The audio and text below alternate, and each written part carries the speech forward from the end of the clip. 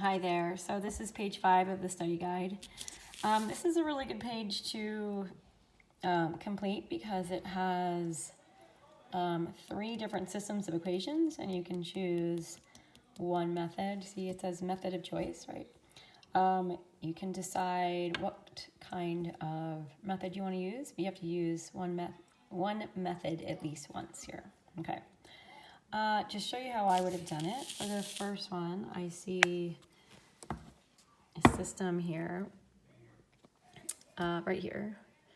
And I wanted to see if I could substitute this one. So if I got a value, so if I kind of tweaked this equation here and got my x alone, then I could substitute this amount into my other equation. So let's see how I did it. So over here, x minus y equals -2.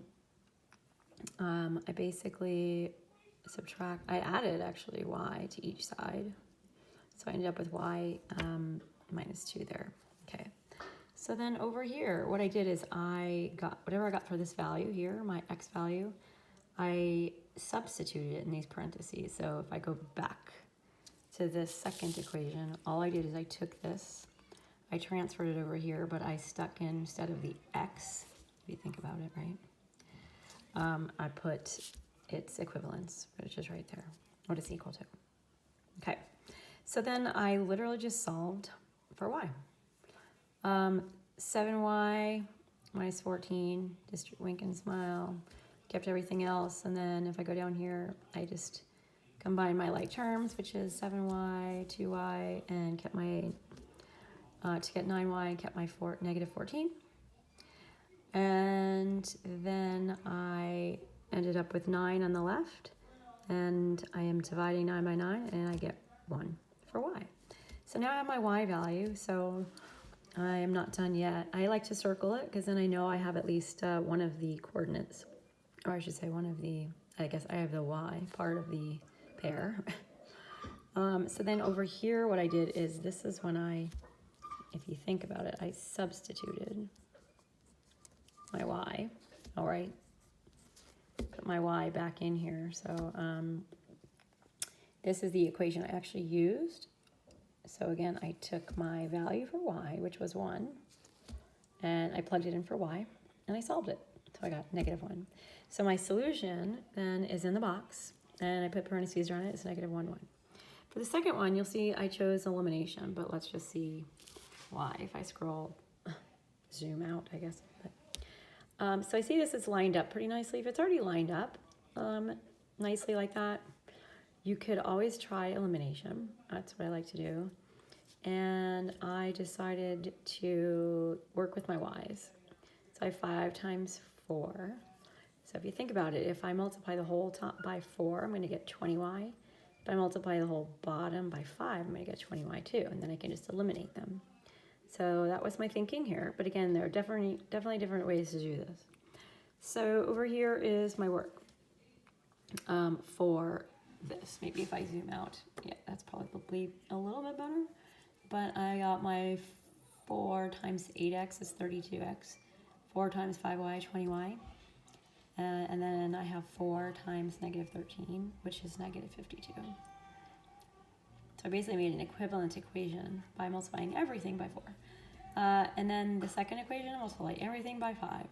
So 5 times 3x is 15x. 5 times 4 is 20y, and then 5 times 10 is 50. So what I'm doing is I'm subtracting the whole. Now I'm going to zoom in a little more. I'm subtracting everything about this equation, the whole thing, which is in parentheses.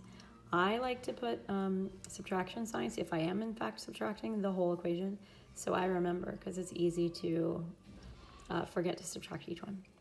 32 minus 15, I'm going to get 17x. My y's cancel each other out. -52, pardon me, minus 50 is -102. I divide 102 by 17. I get 6, and it's going to be negative because it's a -102. So now I have my x value, which is -6. I'm going to plug it back in. So hopefully you can tell which one I plugged it back into. It shouldn't matter though. I took my -6, which I found, I decided to plug it into the second equation. So 3 times negative 6 plus 4y equals 10. So again, I just plugged it into the initial equation.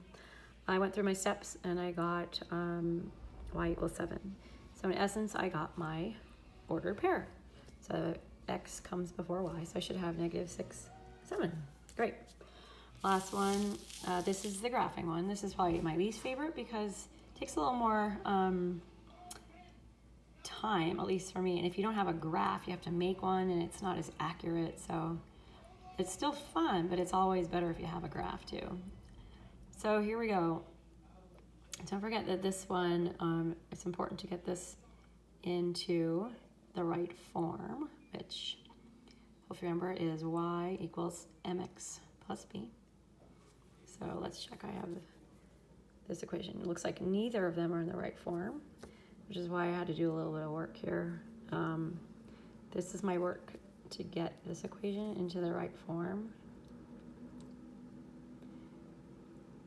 So I am trying to isolate my y in essence. And I moved my 4x over here. I divided by negative 3. So I end up with this as my first equation. And then for the second one, it was in this form originally, 2x plus y equals 4. So all I did was I subtracted 2x from both sides. So I end up with negative 2x plus 4. And again, I want to get it in that form. And then I ended up making a makeshift kind of grid here, and I did some of the tick lines. And I ended up showing my graph, and the solution ends up being 3, negative 2. Okay, so there is that page. Bye.